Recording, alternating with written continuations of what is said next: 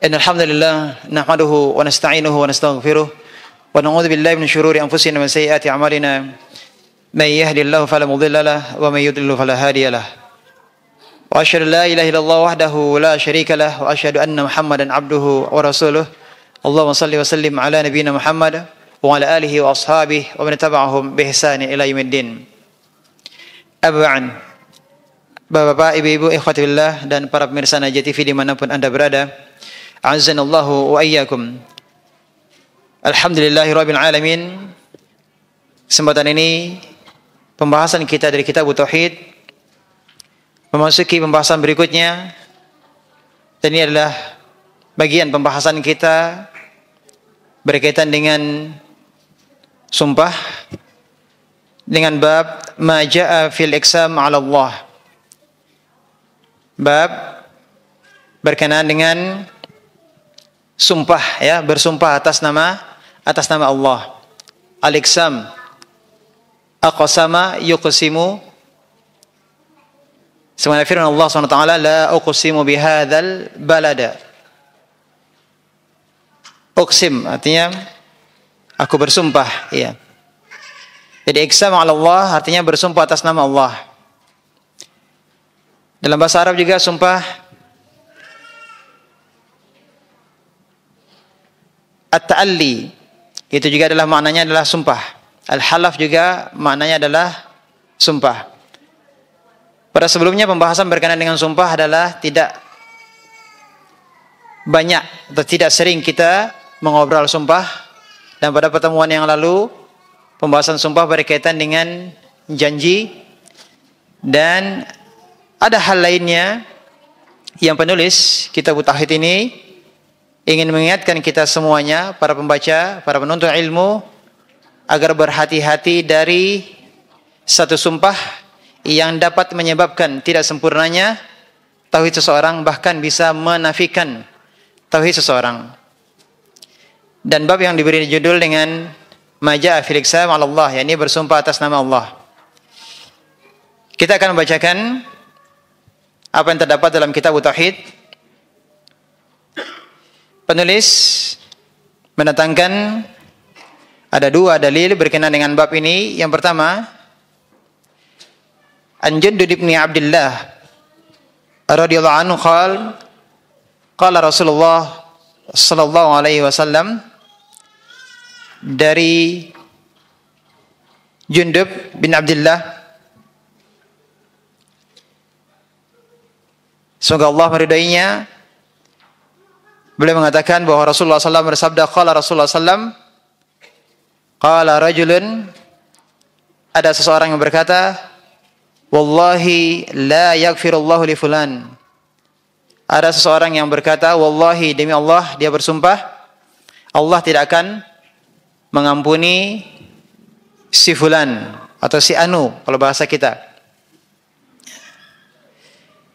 Faqala Allah azza wa jalla, Allah SWT firman, man dzal ladzi yata'alla 'alayya alla aghfira li fulan. Siapakah yang bersumpah mendahuluiku bahwa aku tidak akan mengampuni si fulan? Kemudian, inni qad ghafartu lah wa ahbattu 'amalak. Sungguh aku telah mengampuninya dan menghapuskan amalmu. Rawahu Muslim, hadis diriwayatkan oleh Muslim.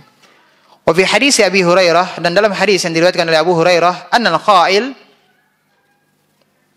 yang berkata demikian bahwasanya Allah tidak akan mengampuni si fulan, dia itu adalah rajulun abid. Dia adalah seorang ahli ibadah. Qala Abu Hurairah berkata, takallama bi kalimatin aw baqad dunyahu wa akhiratah. Ia telah mengucapkan perkataan yang membinasakan dunia dan akhiratnya. Ikhwati billah rahimakumullah. Pembahasan kita kali ini adalah berkaitan dengan bersumpah atas nama Allah bahwa sesuatu pasti terjadi atau sesuatu pasti tidak terjadi. Seseorang bersumpah dan dia meyakini bahwa Allah pasti akan berbuat sesuai dengan apa yang dia sampaikan berkenaan dengan sumpahnya, atau pasti Allah tidak akan berbuat sesuatu yang menjadi sumpahnya tersebut. Pertanyaannya adalah, apa hukumnya? Bersumpah atas nama Allah, memastikan bahwa pasti Allah akan berbuat sesuatu atau tidak akan berbuat sesuatu terhadap hambanya. Artinya dia memastikan bahwa dengan sumpahnya itu Allah pasti akan berbuat, atau pasti Allah tidak akan berbuat. Pasti terjadi, atau pasti tidak akan terjadi. Nah, dia memastikannya. Apa hukumnya? Boleh atau tidak? Boleh atau tidak? Tidak boleh? Boleh? Hah? Tidak boleh? Ada yang boleh tidak? Ini mana? Tidak boleh atau tidak boleh? Hah?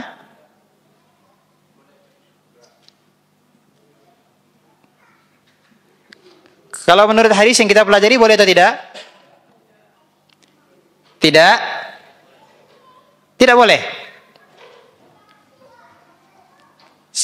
Ya, kalau yang hadis yang kita pelajari ini sepertinya tidak boleh. Perlu kita ketahui bahwasanya bersumpah atas nama Allah itu ada 3 macam. Bersumpah atas nama Allah itu ada 3 macam. Yang pertama adalah bersumpah dengan apa-apa yang Allah dan Rasul-Nya beritakan, baik berkenaan dengan penetapan atau penafian. Sekali lagi, bersumpah dengan apa-apa yang Allah beritakan atau Rasul-Nya sallallahu alaihi wasallam beritakan, berupa apa? Berupa penetapan atau penafian dari suatu hukum. Atau dengan bahasa lain, bahwa bersumpah dengan nama Allah berkaitan dengan hukum-hukum yang jelas datangnya dari Allah Subhanahu wa taala. Hukum-hukum tersebut datangnya dari Allah Subhanahu wa taala. Contohnya, ada orang yang bersumpah bahwasanya demi Allah, Allah akan memberikan syafaat untuk nabinya. Allah akan memberikan syafaat kepada nabinya untuk umatnya di hari kiamat. Dengan mengatakan, wallahi, atau demi Allah, Allah akan memberikan syafaat kepada nabinya Muhammad sallallahu alaihi wasallam untuk manusia di hari kiamat kelak. Ini benar atau tidak? Ini benar atau tidak? Benar, Allah pasti akan berbuat demikian. Dari mana tahunya? Iya. Dari dalil-dalil yang jelas datangnya dari Allah Subhanahu wa taala. Allah yang mengabarkan tentang perkara ini. Berarti ketika seseorang bersumpah dengan perbuatan Allah, dia memastikan sesuatu yang memang itu Allah yang mengabarkannya, maka ini boleh atau tidak? Boleh. Contoh yang lain, ada yang mengatakan demi Allah, orang-orang musyrikin akan kekal di dalam neraka. Iya atau tidak? Iya. Dari mana tahunya? Allah yang mengabarkan. Innallaha la yaghfiru ayyushraka bih. Allah tidak akan mengampuni orang yang menyekutukannya. Artinya ketika dia meninggal dunia dan dia belum bertobat dari dosa syirik, maka Allah tidak akan mengampuninya. Beda halnya kalau dia telah bertobat sebelum meninggal. Maka ketika seseorang mengatakan bahwa demi Allah, Allah tidak akan mengampuni orang musyrik yang tidak bertobat ketika dia hidup di dunia. Ini benar atau tidak? Benar. Boleh atau tidak? Boleh. Kenapa? Allah yang mengabarkannya. Demi Allah, kezuliman pada hari kiamat akan dibalas dengan kezaliman yang berlipat ganda. Maka orang-orang yang zalim akan binasa. Benar atau salah? Benar. Seseorang mengatakan, wallahi demi Allah, orang yang zalim itu pada hari kiamat nanti akan susah, akan binasa. Ini benar atau tidak? Benar. Bersumpah dengan nama Allah, dia memastikan sesuatu terkaitan dengan perbuatan Allah. Ya Allah yang telah mengabarkannya. Maka terkait dengan hal ini hukumnya boleh. Berkenaan dengan hal ini apa hukumnya? Boleh. Kemudian yang kedua adalah seseorang bersumpah dengan nama Allah karena kuatnya pengharapan, kuatnya raja dan husnuzonnya kepada Allah SWT. Dia bersumpah dengan nama Allah dikarenakan apa? Kuatnya raja dan husnuzonnya kepada Allah, pengharapan dan prasangka baiknya kepada Allah Subhanahu wa taala. Dia bersumpah dengan hal tersebut bahwa Allah akan melakukan apa yang menjadi keinginannya yang kuat. Ini boleh atau tidak? Boleh atau tidak? Seseorang bersumpah,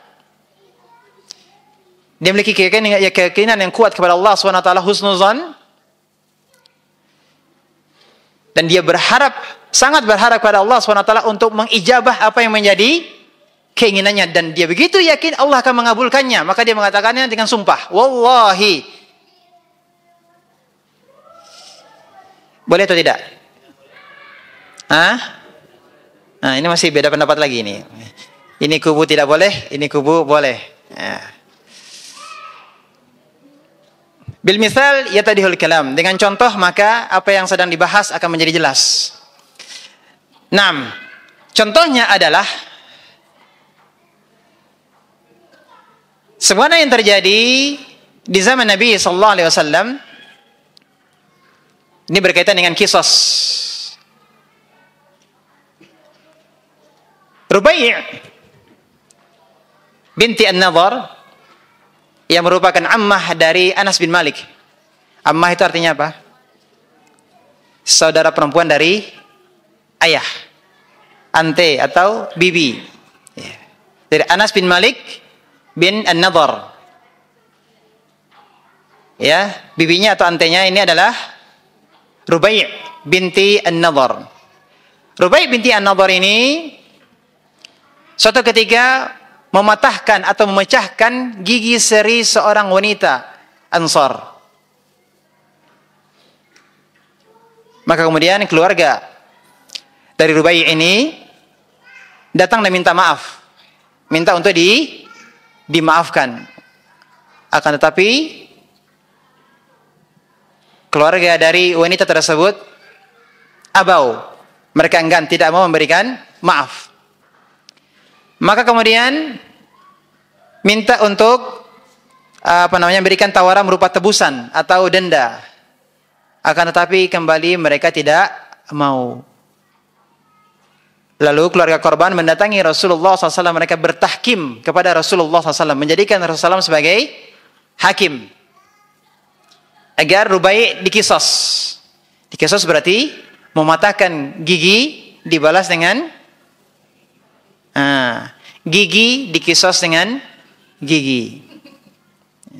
Ini sudah kita belajar ya, terkait dengan kisos ya. Sudah kita bahas, sudah rinciannya. Ya, kalau mematahkan gigi, ya apa kisosnya? Ya, ada dendanya, ya, ada tebusannya. Kalau tidak mau diperlakukan yang sama. Maka kemudian mereka tidak mau, ya. Mereka tidak mau selain kisos. Artinya Rubai' harus dipatahkan atau dipecahkan gigi serinya. Kemudian Anas bin Malik berkata kepada Rasulullah SAW, ya Rasulullah, atuksaru thaniyatu Rubai'. Wahai Rasulullah, atuksaru thaniyatu Rubai', apakah gigi serinya Rubai' akan dipatahkan? Maka kemudian apa kata Anas bin Malik? La, jangan. Walladzi ba'atsaka bil haqq. Kemudian Anas bin Malik bersumpah, demi Allah yang telah mengutusmu dengan kebenaran. Artinya Anas bin Malik bersumpah atas nama Allah. Jangan. Demi Allah, la tuksaru thaniyatuha. Jangan dipatahkan giginya. Anas bin Malik bersumpah. Ya, bersumpah dengan nama Allah. Gigi Rubai jangan dikisos. Apa kata Rasulullah? Ya Anas, kitabullah al-kisos. Wahai Anas, ketentuan dari kitabullah adalah kisos. Ini kata Rasulullah SAW kepada Anas. Akan tetapi ternyata faradiyal qaum fa'afau. Tiba-tiba keluarga dari korban tersebut mereka ridho dan memaafkan Rubai'. Tiba-tiba mereka ridho, tidak dikisos. Mereka memaafkan Rubai'. Artinya mereka cukup membayar apa? Denda. Ya, menerima tebusan atau dendanya.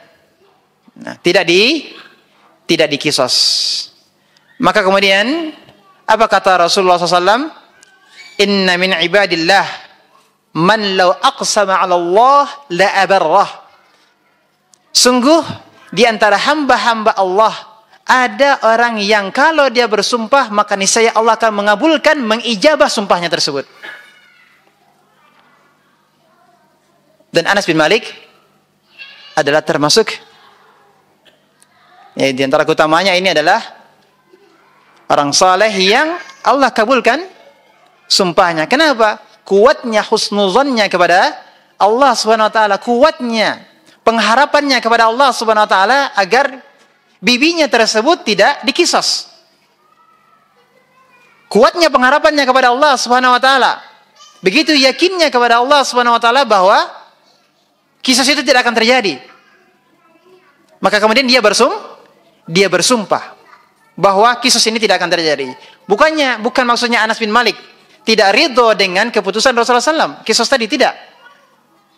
Ya, jangan disalahpahami bahwa Anas bin Malik menolak kisos tadi, bukan.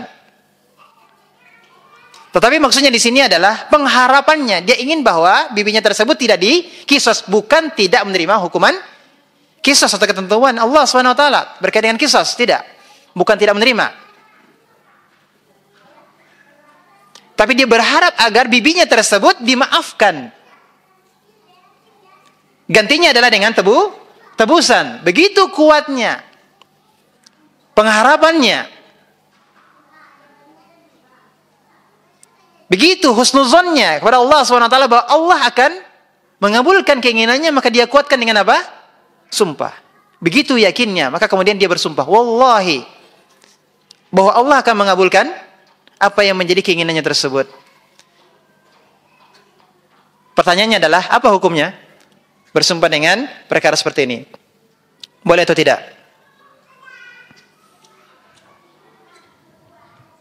Tadi ada yang menjawab tidak, ada yang menjawab boleh. Sekarang setelah dijelaskan tidak ada yang menjawab. Ini paham atau tidak? Boleh. Sepakat? Sudah sepakat? Alhamdulillah. Kalau sepakat, aman. Kita lanjutkan. Ya, berarti hukum yang kedua adalah boleh. Tapi tidak semua orang mampu. Syaratnya adalah orang-orang yang memiliki amal soleh. Artinya bahwa mereka ini adalah orang-orang yang soleh, yang memiliki pengharapan yang kuat kepada Allah SWT, dan mereka senantiasa berhusnuzon kepada Allah, selalu berhusnuzon kepada Allah SWT. Maka ketika mereka menginginkan sesuatu, mereka berhusnuzon kepada Allah, Allah langsung kabulkan keinginan mereka tersebut. Dan begitu yakinnya mereka bahwa Allah akan mengijabah apa yang menjadi keinginannya karena husnuzonnya kepada Allah, maka tidak ragu mereka untuk bersumpah kepada Allah Subhanahu wa ta'ala. Maka dalam hal ini boleh atau tidak? Boleh. Bentuk yang kedua ini juga boleh.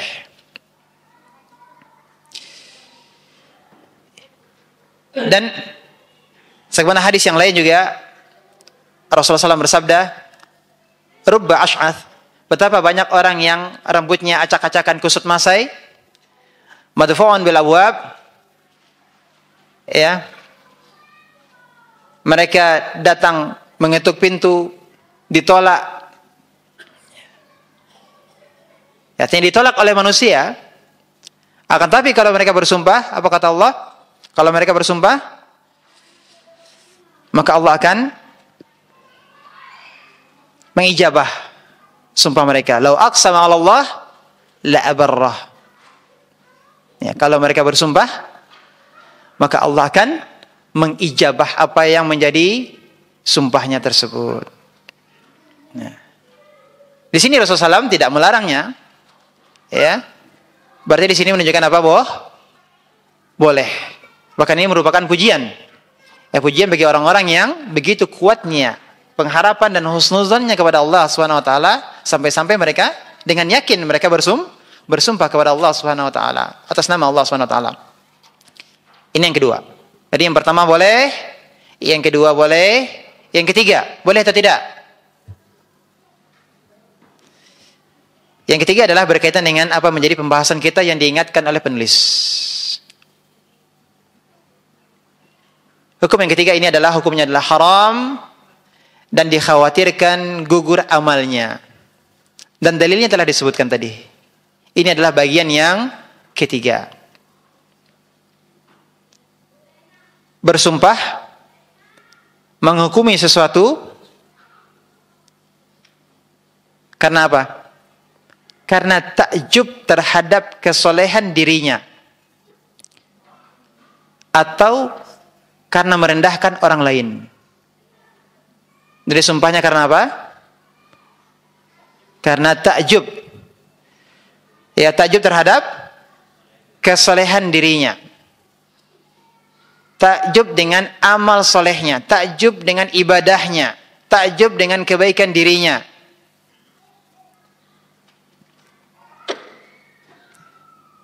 Atau karena merendahkan orang lain. Ya. Kemudian dia bersumpah untuk menghukumi sesuatu. Dalam hadis yang tadi yang kita baca, ini berkaitan dengan apa? Berkaitan dengan apa tadi?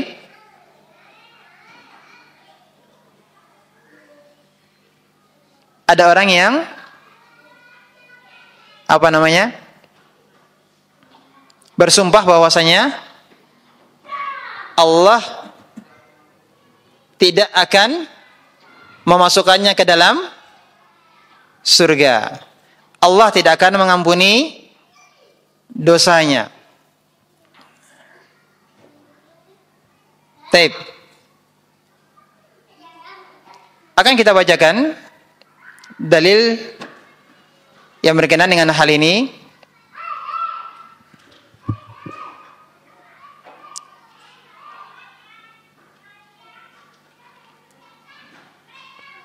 Yang pertama tadi sudah jelas ya, bahwasanya ada seseorang yang mengatakan wallahi la yakfirullah li fulan, bahwasanya Allah tidak akan mengampuni si fulan. Maka kemudian Allah katakan man dzalladzi yata'alla alayya alla aghfira li fulan, siapakah yang bersumpah mendahuluiku bahwasanya aku tidak mengampuni si fulan. Man dzalladzi,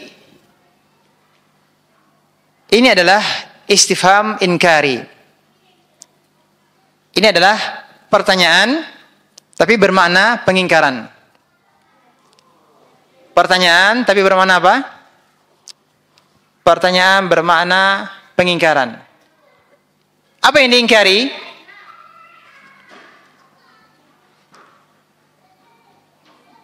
Pengingkaran terhadap apa yang dikatakannya tersebut. Bahwasanya pernyataannya si fulan tidak akan diampuni oleh Allah. Pernyataan tersebut diingkari oleh Allah SWT. dan Allah membatalkan apa yang dia katakan. Ini istifham ingkari, pertanyaan tapi bermakna apa? Pengingkaran. Apa yang diingkari? Mengingkari perkataannya yang mengatakan bahwa Allah tidak akan mengampuni si fulan.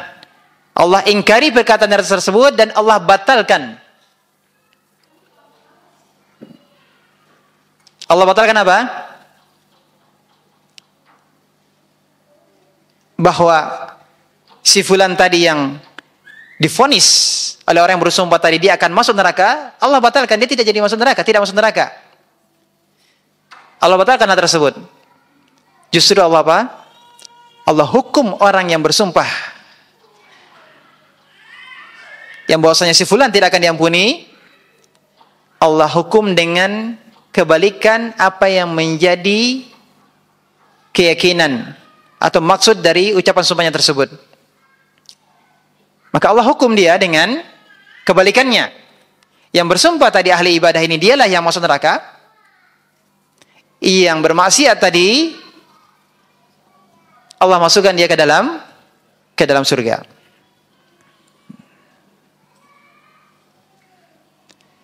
Naam.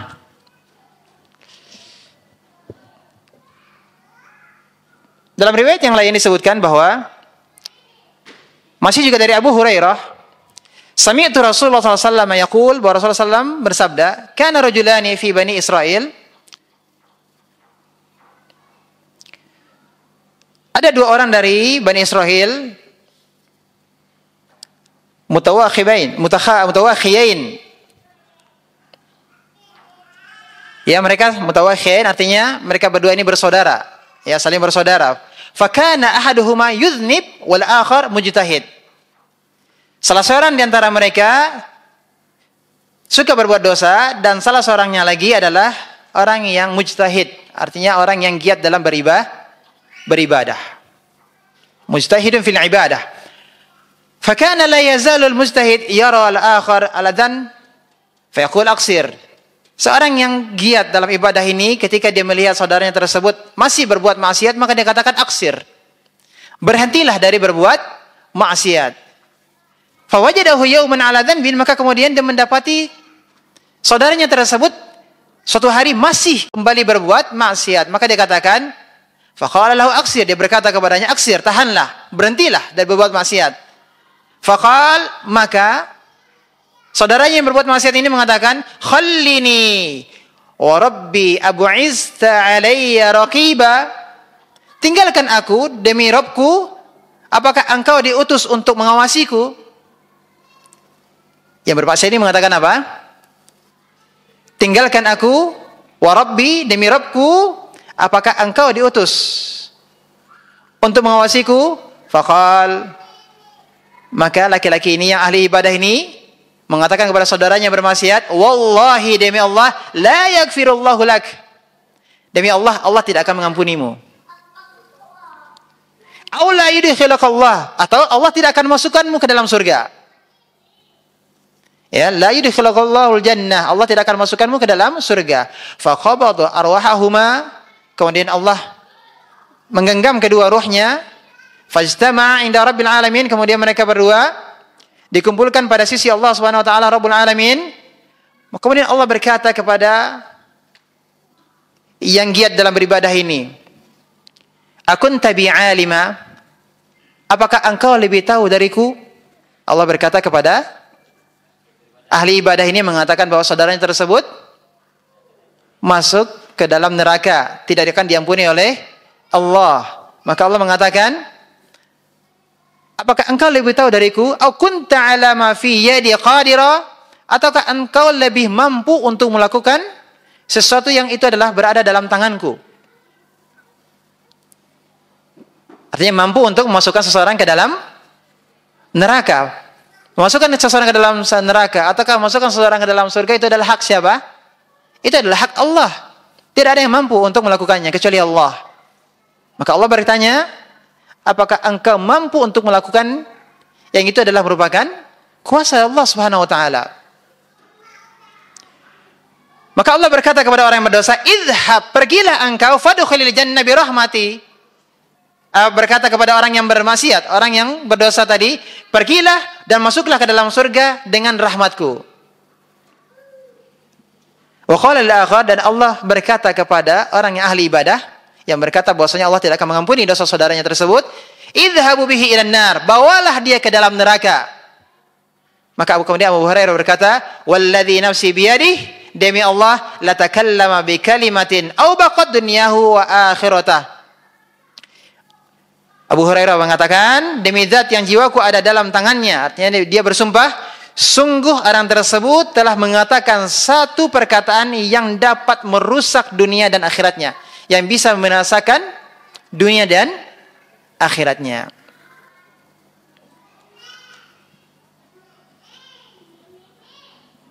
Nah, taib ikhwati billah rahimakumullah. Maka hukum yang ketiga, bersumpah atas nama Allah.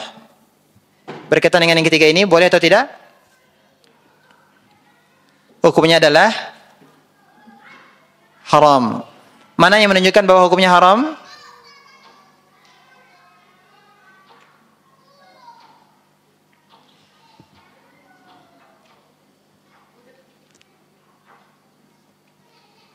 Dalilnya adalah inni qad ghafartu lahu wa ahbattu amalak. Allah mengatakan, sungguh aku telah mengampuni dosanya dan aku gugurkan amalmu. Berarti ini perbuatan dosa besar, maka hukumnya adalah haram. 6. Dan ini menunjukkan bahwa orang ini su'la adab terhadap Rabbnya. Adabnya buruk terhadap Allah Subhanahu wa taala. Kenapa? Karena dia lancang untuk memastikan seseorang masuk neraka. Bahwasanya dia lancang, dia telah memastikan bahwa Allah tidak akan mengampuni dosanya. Ini sebab yang pertama, artinya adabnya buruk terhadap Allah Subhanahu wa taala. Dan dalam hal ini juga terdapat bahwa sedikitnya pengagungannya terhadap kemuliaan Allah, atau kecilnya pengagungannya kepada Allah yang maha mulia. Allah maha kuasa atas segala sesuatu, dan sikapnya ini menunjukkan kecilnya atau sedikitnya pengagungannya terhadap Allah Subhanahu wa ta'ala. Bahwasanya ada yang mampu untuk masukkan seseorang ke dalam surga atau masukkan seseorang ke dalam neraka. Artinya dia tidak beradab kepada Allah Subhanahu wa ta'ala. Ya, kecil pengagungannya terhadap Allah Subhanahu wa taala. Inilah yang menjadikan tauhid seseorang tidak sempurna, bahkan bisa menghilangkan ya pokok tauhidnya sama sekali. Ya, bisa menghilangkan. Tergantung dari seberapa kurangnya pengagungannya terhadap Allah Subhanahu wa taala. Kalau sama sekali dia tidak mengagungkan Allah SWT, maka ini bisa menghilangkan pokok dari tauhidnya. Di ikhwati fillah rahimakumullah, ini pembahasan kita di kesempatan ini. Ya. Maka yang ketiga ini hukumnya adalah haram. Apa sebab? Karena merasa berhak atas pahala ibadahnya, dia tertipu dengan amalannya. Ya, tertipu dengan amalannya. Kemudian berikutnya adalah sebabnya karena dia menyandarkan kepada amalnya. Dia merasa bahwa dia berhak untuk masuk surga dan orang ini tidak berhak untuk masuk surga. Berarti dia menyandarkan kepada amalnya. Dia adalah orang yang tertipu dengan amalnya. Ya, tertipu dengan amalnya. Ya, jadi dia merasa dia berhak atas balasan dari Allah Subhanahu wa taala. Dialah yang akan masuk surga dan orang ini, sahabatnya ini tidak berhak untuk masuk surga. Maka yang ketiga ini bersumpah atas nama Allah jika sebabnya karena takjub terhadap diri sendiri, ini hukumnya adalah haram. Ya, memastikan orang lain masuk neraka, ini hukumnya adalah haram. Ya, ini hukumnya apa? Haram. Tapi kalau kita bagaimana? Kalau kita memastikan diri kita diterima, amal kita diterima oleh Allah SWT, boleh atau tidak? Memastikan bahwa Allah menerima amal ibadah kita boleh atau tidak? Tidak ada yang bisa memastikan. Yang ada hanyalah roja, berharap agar Allah menerima amal kita. Maka kita senantiasa berusaha semaksimal mungkin dan terus kita berdoa kepada Allah SWT agar Allah menerima amal ibadah kita. Jadi yang ada adalah ar-roja, pengharapan, memastikan amal kita diterima itu tidak bisa. Memastikan kita masuk surga juga tidak tahu kita bagaimana akhir hayat, bagaimana akhir hayat kita. Maka kita senantiasa berdoa kepada Allah SWT, semoga Allah jadikan akhir hayat kita adalah husnul khatimah. Naam, taib, ikhwati billah rahimakumullah.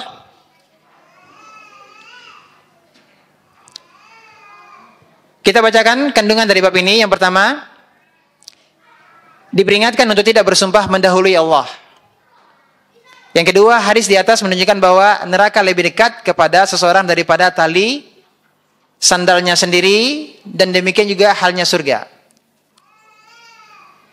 Bahwasanya surga dan neraka itu lebih dekat kepada sandalnya, ya, min syiraki na'lihi, lebih dekat kepada tali sandalnya. Syirak itu artinya tali sandal yang ada antara jempol dan jari-jari yang lain. Ya, seperti sandal jepit itu ya. Ya, itu talinya, itu namanya syirak. Jadi surga itu dan neraka lebih dekat kepada seseorang. Ya, di sini sebutkan neraka dan surga lebih dekat kepada seseorang daripada tali sandalnya sendiri. Bagaimana tali sandal seseorang dengan seseorang yang memakainya? Kan nempel di kakinya. Ya. Tapi surga dan neraka lebih dekat. Kemudian yang keempat, sebagai buktinya dan syahid dari hal ini adalah perkataan Abu Hurairah, dia telah mengucapkan perkataan yang membinasakan dunia dan akhiratnya. Kemudian pelajaran yang terakhir bahwa seseorang dapat diberi ampunan oleh Allah karena suatu sebab dari perkara yang dibencinya. Apa maksudnya? Seseorang dapat diberi ampunan oleh Allah karena suatu sebab dari perkara yang dibencinya.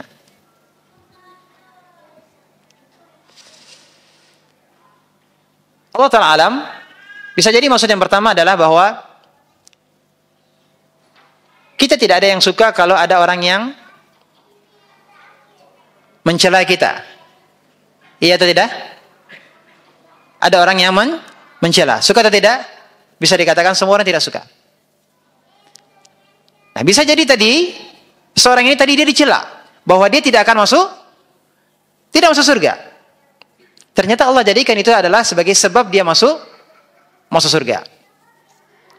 Atau bisa jadi maksud dari penulis dari kandungan bab ini adalah seseorang tidak suka dengan suatu perbuatan berat baginya, akan tetapi ternyata amal itulah yang menyebabkan dia masuk surga. Contohnya apa? Jihad fisabilillah. Berat? Ya, berat. Nafsu seseorang, jiwa seseorang tidak akan suka dengan jihad fisabilillah. Akan tetapi itulah yang ternyata bisa jadi seseorang berjihad kemudian dia mati syahid. Itulah yang menjadi apa?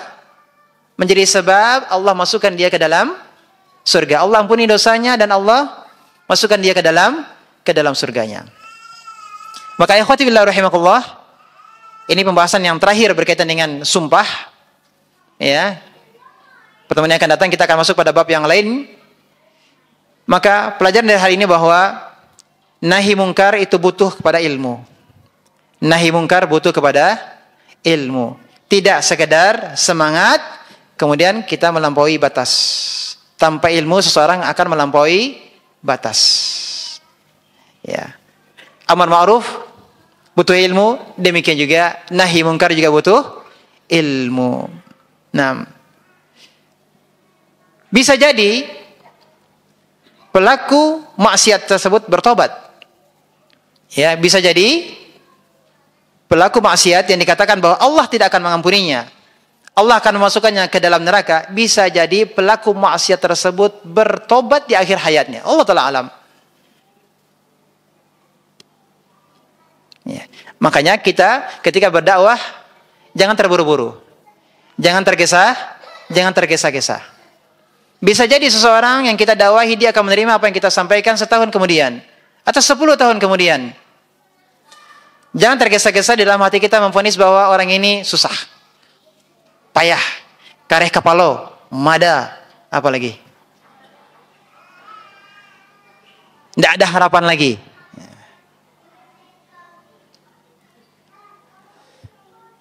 Jangan terburu-buru. Kita berdakwah dan kita akan mendapatkan pahala dari dakwah. Perkara seseorang mendapatkan hidayah atau tidak, itu perkara urusan Allah.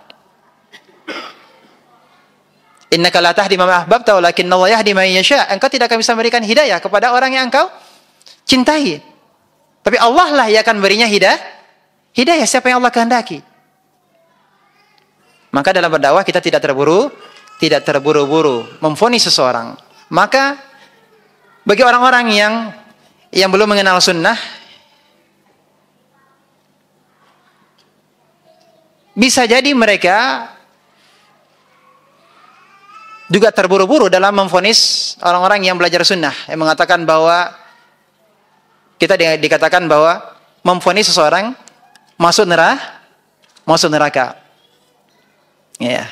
Padahal memvonis seseorang, memastikan seseorang masuk neraka boleh atau tidak? Tidak boleh. Tapi kalau kita katakan bahwa amalan dosa ini bisa menyebabkan seseorang masuk ke dalam neraka. Amalan syirik bisa menyebabkan seseorang ini akan menjadikan seseorang kekal di dalam neraka kalau tidak bertobat. Itu jelas. Tapi memastikan seseorang dia masuk neraka tidak boleh.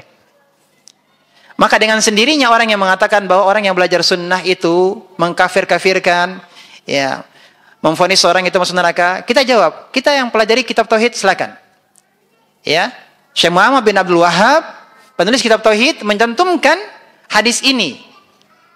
Ya, ini menunjukkan ini adalah peringatan keras, tidak mudah untuk menyatakan seseorang itu, memastikan seseorang masuk ke dalam neraka, memastikan seseorang tidak diampuni oleh Allah. Itu perkara berat. Bahkan bisa apa? Menggugurkan amal seseorang. Ya. Ini buktinya yang kita pelajari ini. Justru yang seharusnya masuk surga malah dia yang masuk neraka. Orang yang divonis olehnya masuk neraka justru dengan hal ini Allah jadikan dia masuk surga.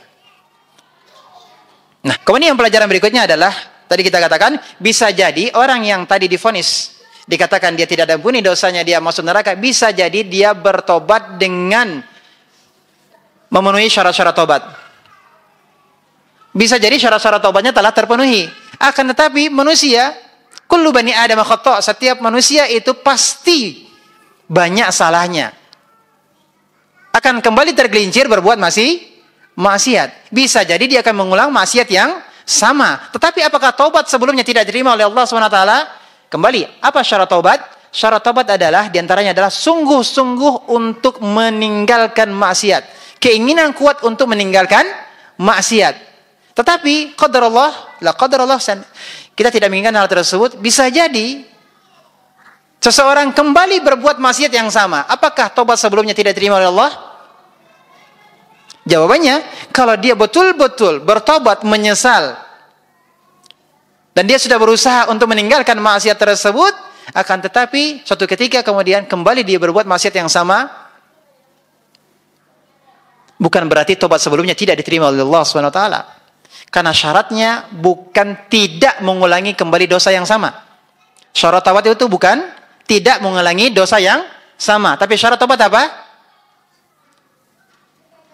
Keinginan yang kuat untuk meninggalkan maksiat. Ya, keinginan yang kuat untuk meninggalkan maksiat. Betul-betul dia menyesal. Keinginan kuat untuk tidak melakukan hal tersebut. Tapi tidak menutup kemungkinan bisa jadi mungkin karena kawannya, ya. Banyak hal, banyak faktor yang menyebabkan seseorang kembali kepada maksiat sebelumnya. Ya. Sampai sini bisa dipahami? Jadi bukan syaratnya adalah tidak terjatuh dalam dosa yang sama, tapi syaratnya adalah sungguh-sungguh untuk meninggalkan maksiat. Maka kesimpulan dari sumpah yang terlarang yang kita pelajari hal ini adalah haram hukumnya, bisa menggugurkan dosa, menggugurkan amal seseorang. Apa sebabnya? Pertama, karena ini adalah bentuk mendahului ketentuan Allah. Mendahului ketentuan Allah. Padahal itu perkara gaib. Orang masuk surga atau masuk neraka itu adalah perkara gaib. Ketika dia bersumpah memastikan berarti dia mendahului ketentuan Allah. Ini sebab yang pertama. Yang kedua adalah bentuk membatasi rahmat Allah yang luas. Rahmat Allah luas. Tapi ketika dia bersumpah seseorang tidak akan masuk surga, Allah tidak akan mengampuninya, berarti dia sedang membatasi rahmat Allah yang luas. Berarti dia tidak beradab kepada Allah.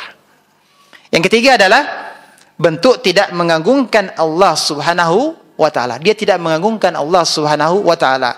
Ini bertentangan dengan tauhid. Mudah-mudahan bermanfaat dan semoga Allah SWT senantiasa memberikan kita semangat untuk menuntut ilmu, menjaga kita dari hal-hal yang dilarang oleh Allah SWT. Semoga Allah mengampuni dosa-dosa kita, dosa kedua orang tua kita, dosa guru-guru kita, dosa orang-orang yang telah berbuat baik kepada kita. Semoga Allah SWT menyehatkan siapa saja yang sakit. Semoga Allah mudahkan segala urusan kita dan Allah berkahi usia kita. Allah jadikan kita husnul khatimah. Wassalamualaikum Muhammadin wa alihi wasallam. Subhanaka bihamdika asyhadu an la ilaha illa anta astaghfiruka wa atubu ilaik. Assalamualaikum warahmatullahi wabarakatuh.